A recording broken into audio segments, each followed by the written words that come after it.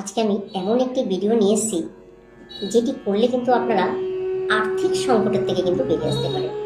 যারা মনে করছেন আমরা খুব আর্থিক কষ্টে ভুগছি, আর্থিক জায়গাটা খুব দুর্বল, আর্থিক জায়গাটা কোনো স্টেবিলিটি হচ্ছে না, একটা বাধা ধরা ইনকাম কোনো জায়গা থেকে আসছে না, খুব কষ্ট করে চলছেন এবং খুব কষ্টে দিন কাটাচ্ছেন, তারা কি করবেন? আজকের ভিডিওটা সম্পূর্ণ দেখুন, ভিডিওটা দেখুন, 100% রেজাল্ট পাবেন। আপনি কি করবেন আমি বলে দিচ্ছি।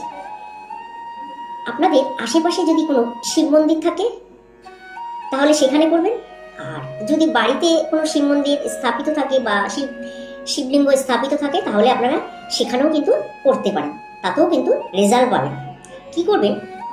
এক শুক্রবার থেকে আর এক শুক্রবার অবধি এই 8টা দিন পালন করবেন। কি করবেন?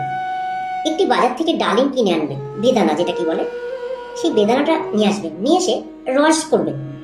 রস করে কিছুটা বেদানার রস একটা পাত্রের মধ্যে নেবেন, সেটা পিতলের হতে পারে, তামারও হতে পারে, স্টিলের পাত্রে নেবেন না। আচ্ছা, এই বেদানার থেকে রস বের করে আপনারা অভিষেক করবেন। একটি বেলপাতা দেবেন শিবলিঙ্গের উপরে, দিয়ে অভিষেক করবেন। এই ডালিমের রস দিয়ে যখন আপনি অভিষেক করবেন তখন দেখবেন আপনার আর্থিক কষ্ট কিন্তু চলে গেছে, একদম 100% আর্থিক কষ্ট কিন্তু আপনার চলে যাবে, পুরো চলে যাবে।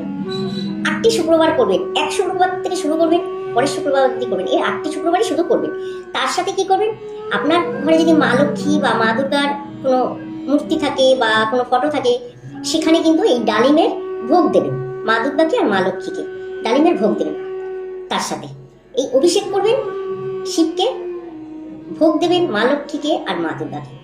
এটি করার পর আপনাদের দেখবেন আর্থিক সংকট কিন্তু চলে গেছে, আপনার কিন্তু সচ্ছল অবস্থায় কিন্তু আপনারা ফিরে আসবেন এবং আপনাদের যে দুঃখ কষ্ট সেটি কিন্তু চলে যাবে। স্বয়ং শিব এমন একজন ভগবান যেখানে উনি কিন্তু সবার দুঃখ কষ্ট উনি কিন্তু নিজে গ্রহণ করে নেয়। যখনই আপনি অভিষেক করবেন উনি কিন্তু সন্তুষ্ট হবে, তখন কিন্তু আপনাদের এই কষ্ট দুঃখ আর থাকবে না।